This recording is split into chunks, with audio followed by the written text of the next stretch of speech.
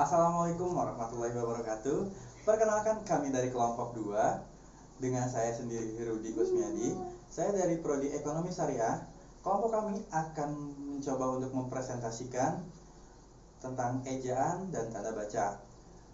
Kelompok kami terdiri dari 3 orang. Pertama dari saya sendiri Rudi Kusmiadi dan saya Ais Entang, Prodi Ekonomi Syariah, dan ada rekan saya. Dan dengan saya Rama Alia Putri, saya dari Prodi Ekonomi Syariah. Baik, presentasi akan kami mulai. Selamat menyimak dan mendengarkan.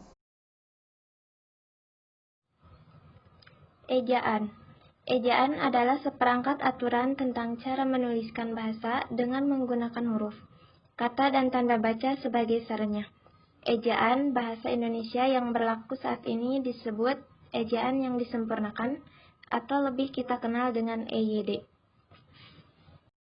Sistem ejaan bahasa Indonesia. Pertama, huruf dan namanya. Kedua, penggunaan huruf vokal. Ketiga, penggunaan huruf konsonan. Keempat, huruf kapital. Kelima, penggunaan huruf kecil. Keenam, penggunaan huruf miring. Ketujuh, penggunaan huruf tebal. Kedelapan, penulisan kata dasar. Kesembilan, penulisan kata berimbuhan. Kesepuluh, penulisan kata gabung. Kesebelas, kata ulang. Kedua-belas, penulisan kata ganti, klitik. Kedua-belas, penulisan kata depan. Ketiga-belas, penulisan kata sandang. 14, penulisan singkatan kata. 15, pemenggalan kata dasar. 16, pemenggalan kata berimbuhan. 17, pemenggalan kata kompleks. Tanda baca.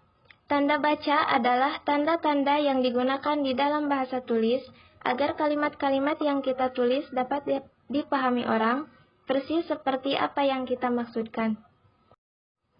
1. Tanda baca titik digunakan A. Pada akhir kalimat yang bukan kalimat seru atau kalimat tanya. B. Pada akhir singkatan nama orang. C. Pada akhir singkatan kata yang menyatakan gelar, jabatan, pangkat, atau sapaan. D. Pada singkatan kata atau singkatan ungkapan yang sudah lazim. E. Di belakang angka atau huruf dalam suatu bagan, ikhtisar, atau daftar. F. Untuk memisahkan angka, jam, menit, dan detik yang menunjukkan waktu. G. Untuk memisahkan angka ribuan, jutaan, dan seterusnya yang menunjukkan jumlah. Yang kedua, tanda titik dua digunakan pertama pada akhir suatu pernyataan lengkap yang diikuti oleh suatu pemberian. Kedua, sesudah kata atau ungkapan yang memerlukan pemberian. Ketiga, dalam teks drama sesudah kata yang menunjukkan pelaku dalam percakapan. Keempat, di antara jilid atau nomor halaman. Yang kelima, di antara bab dan ayat dalam kitab suci. Yang keenam, di antara judul dan anak judul suatu karangan, dan di antara nama penerbit dengan kota tempat penerbitan. Yang ketiga, tanda titik koma digunakan pertama untuk memisahkan bagian-bagian kalimat yang sejenis dan setara. Yang kedua, untuk memisahkan kalimat uang setara di dalam suatu kalimat majemuk sebagai pengganti kata penghubung. Yang keempat, ada tanda hubung digunakan yang pertama untuk menyambung bagian-bagian bentuk ulang dan kata ulang. Yang kedua, untuk menyambung suku-suku kata yang terpenggal oleh perpindahan baris.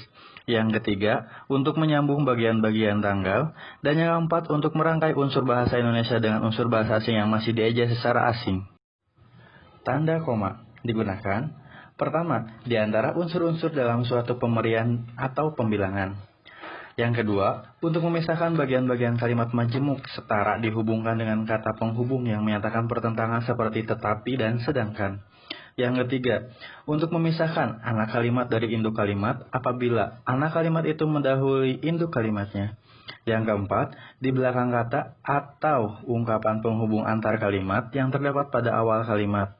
Yang kelima, di belakang kata-kata seru seperti aduh, wah, oh, dan lain-lainnya. Yang keenam, untuk memisahkan petikan langsung dari bagian lain dan kalimat. Yang ketujuh, di muka angka per 10 di antara rupiah dengan sen. Yang kedelapan, di antara nama orang dan gelar akademik mengikuti untuk membedakan dari singkatan nama keluarga atau marga. Yang ke-9, untuk mengapit keterangan tambahan dan keterangan oposisi. Yang ke-10, di antara nama dan alamat, bagian-bagian alamat, tempat dan tanggal, nama tempat dan wilayah atau negeri yang ditulis berurutan.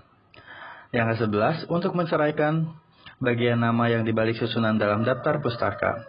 Yang ke-12, di antara nama tempat penerbitan, nama penerbitan, dan tahun penerbitan dalam suatu daftar pustaka. Yang ke-6, tanda pisah digunakan. Yang pertama untuk membatasi penyisipan kata atau ungkapan yang memberi penjelasan khusus terhadap kalimat yang disisipinya.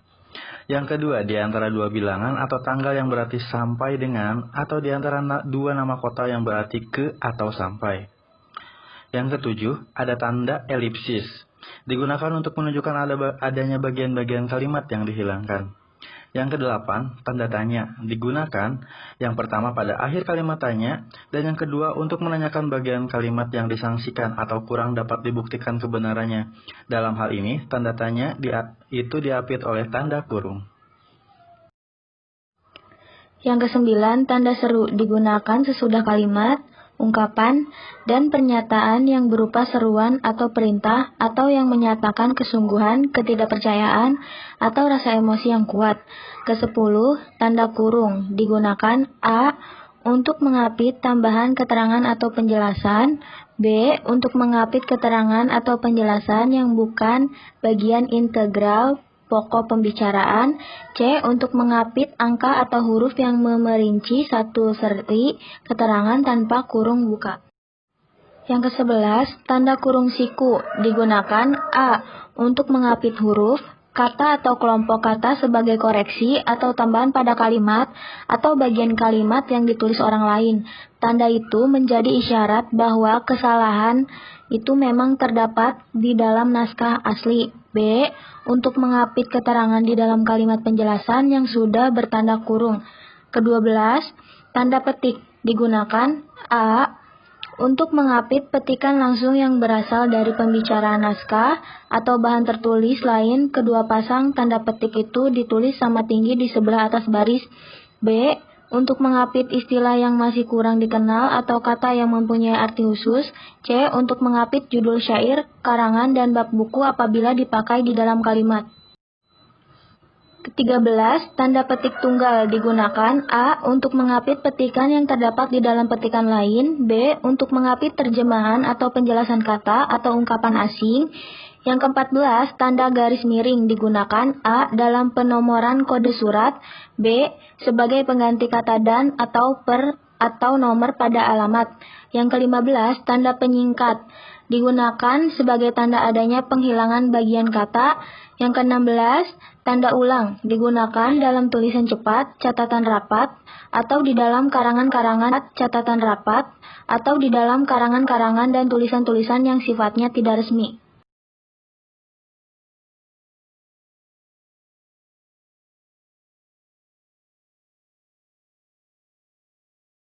Alhamdulillah, presentasi dari kelompok kami sudah selesai.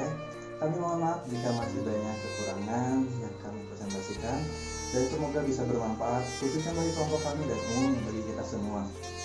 Kami ucapkan terima kasih buat semuanya. Assalamualaikum warahmatullahi wabarakatuh.